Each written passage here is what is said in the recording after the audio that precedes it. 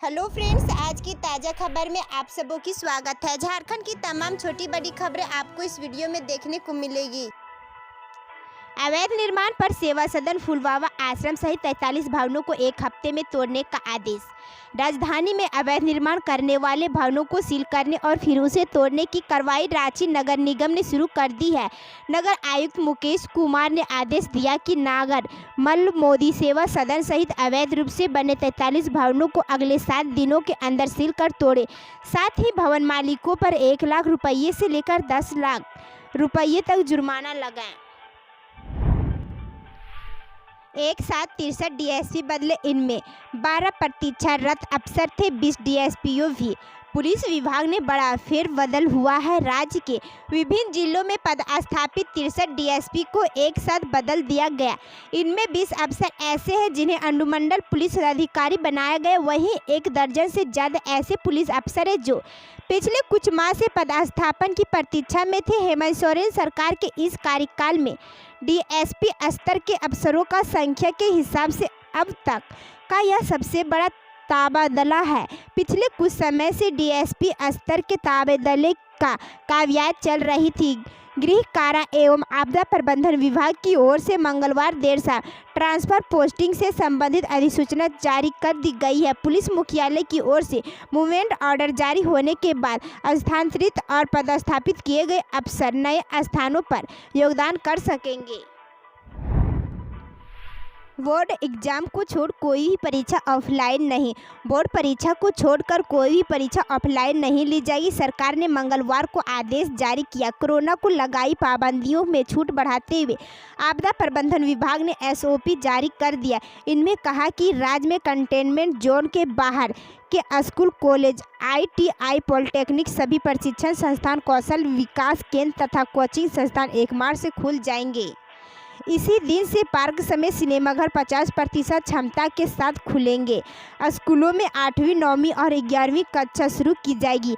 School कोई भी परीक्षा ऑफलाइन नहीं ले सकेगा। आदेश में 1 अप्रैल से सभी आंगनबाड़ी केंद्रों को खोलने की भी अनुमति दी गई है।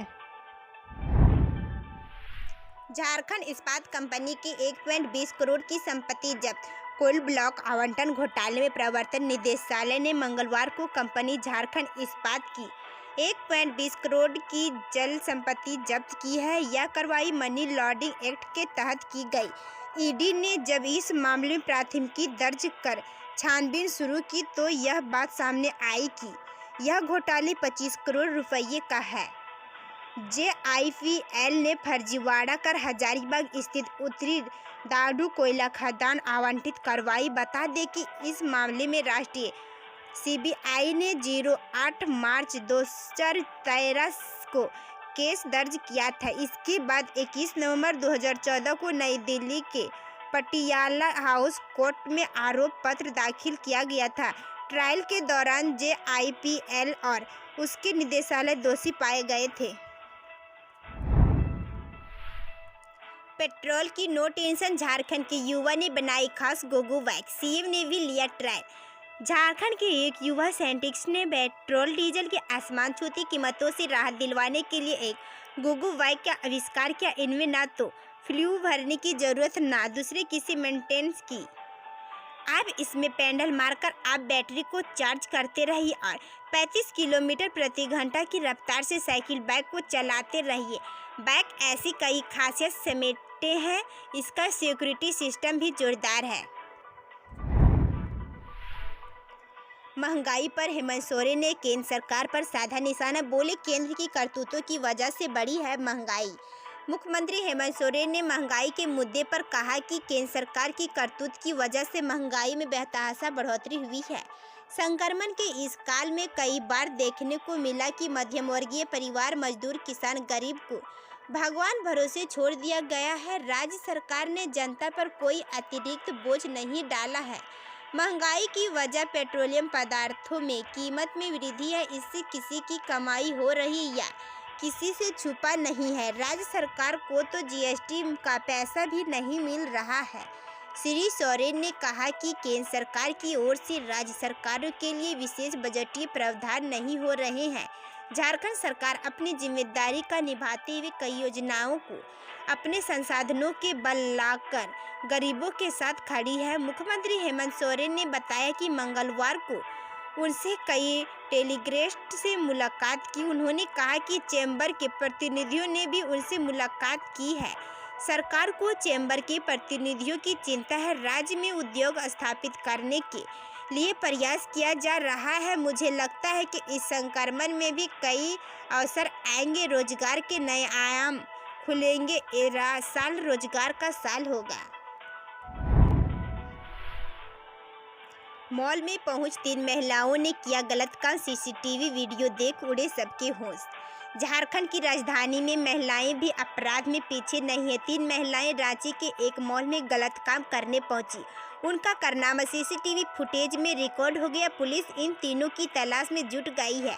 पुलिस के मुताबिक महिलाओं का यह गिरोह कामकाजी महिलाओं को अपना निशाना बनाता है। रांची में मंगलवार को लालपुर थाने के न्यूक्लियस मॉल में चोरी और स्केचिंग गिरोह की 3 महिलाएं दाखिल हुई। वहां इन तीनों महिलाओं ने एक महिला का पर्स बड़ी सफाई से गायब कर दिया। पर्स लेने के बाद तीनों महिलाएं गायब हो गई। रांची के फिस्का मोड़ काजू बागान की निवासी पूनम कुमारी मंगलवार को यहां खरीदारी के लिए पहुंची थी, लेकिन चोर गिरोह ने उनका पर्स वहीं उड़ा दिया। मिली जानकारी के अनुसार पीड़िता के पर्स में कैश और जरूरी कागज थे। पीड़िता के अनुसार जब उसने सामान खरीदने के बाद पेमेंट के लिए बैग में से पर्स निकाला तो उसके होश उड़ गए। पीड़िता पूनम कुमारी ने बताया कि पर्स गायब पाकर उसने शोर मचाया तो मॉल में लगे सीसीटीवी कैमरों के फुटेज देखे गए, जिनमें 3 महिलाएं अच्छे लिबास में उनके पीछे खड़ी दिख रही है। चोर गिरोह की महिलाओं ने मौका पाकर पीड़िता के बैग से पर्स निकालकर और फरार हो गई।